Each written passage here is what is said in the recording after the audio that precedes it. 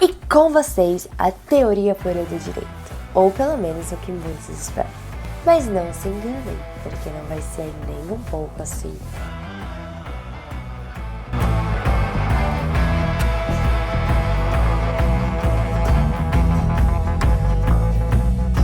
Oi! Hoje vamos estudar sobre a teoria pura do direito. Isso mesmo, uma das principais obras de Hans Kelsen. Mas antes de se aprofundar um pouco mais sobre o tema, por que não conhecermos um pouco sobre o autor? Kelsen nasceu em 1881 em Praga e veio a falecer em 1973 nos Estados Unidos.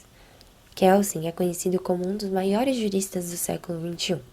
Após lecionar por muitos anos em Viena, mudou-se para os Estados Unidos com receio da perseguição de Hitler. Contudo, sua doutrina se espalhou, formando o que se chamaria de Escola de Viena, nas quais representam grandes juristas e filósofos da história.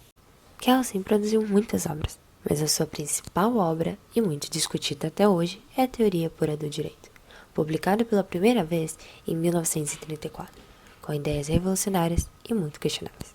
No entanto, não teremos tempo para estudar toda a obra, por isso destacamos 3 pontos principais: as normas fundamentais, o estudo do direito e a hierarquia de normas. Isso mesmo, a famosa pirâmide de Hans Kelsen. Mas antes de falar sobre o assunto, eu preciso lembrar vocês e corrigir sobre um grande erro. Kelsen em nenhum momento disse que direito e moral não estão juntas na vida. Ué, mas Kelsen não considera moral? Isso não faz sentido. Eu sei que parece um pouco confuso, mas eu vou explicar. Isso é muito comum de se acontecer, porque Kelsen acreditava que o último estágio do conhecimento é o científico, e os demais tenderiam a desaparecer. Por isso, ele separa o direito e a moral para estudar o direito livre de interferência. Isso é, nada de apelar para a metafísica, a razão ou a religião. Assim, ele consegue isolar e estudar apenas o fenômeno direito. E dessa maneira, ele consegue chegar no objeto de estudo chamado norma jurídica.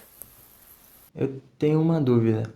O que é a norma jurídica? E também, a senhora poderia me falar qual a diferença entre a matéria e a forma? Para Kelsen, a norma jurídica não precisa dessa interferência, como, por exemplo, a metafísica, a razão ou a religião, e pode ser explicada por meio de seu campo formal, como foi criada, como está colocada no ordenamento, entre outros exemplos, e não na forma material, o conteúdo da norma.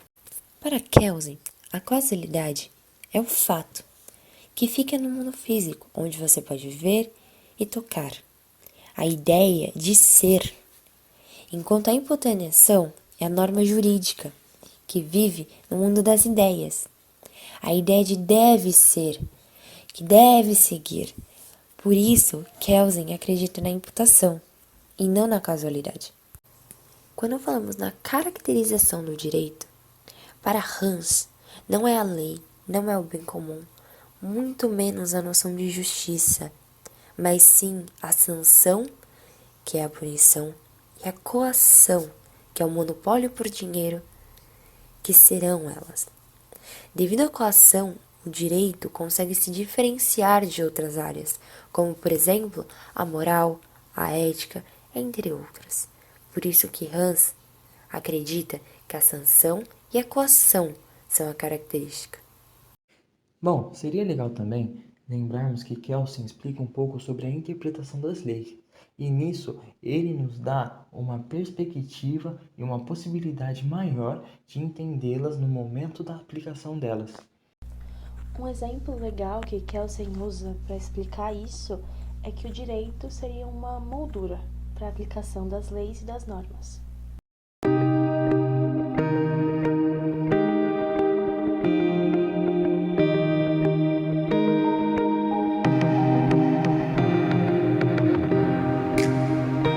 Quando falamos em hierarquia de normas, devemos lembrar que Kelsen tem como consciência de que o direito é hierarquizado, tendo a Constituição como norma superior e que, em consequência, todas as outras normas lhe devem obediência. Norma fundamental É uma norma que não existe no mundo comum, mas apenas no mundo das ideias.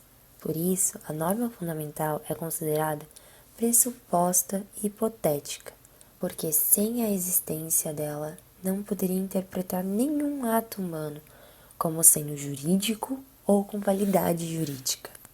Agora vamos fazer uma atividade. Vocês vão pesquisar algumas informações extras sobre essa teoria. Lembrando, só vale o que eu ainda não passei. Para a construção de uma ciência do direito tal qual ela é, e não como ela deve ser, é necessário abrir mão do positivismo jurídico para se dedicar a uma análise profunda do direito positivo, na forma como se manifesta na vida individual e social.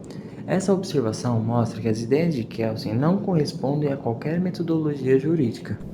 Eu encontrei que Kelsen acreditava que o direito é fruto da vontade e não da razão. Até porque, se a gente for levar em conta o contexto histórico que ele vivia, que era a Segunda Guerra Mundial, é até compreensível ele não acreditar na razão. E isso fez com que ele não colocasse a justiça como um fundamento do direito. Para ele, a justiça era só mais um conceito não confiável e que não tinha nenhuma base científica.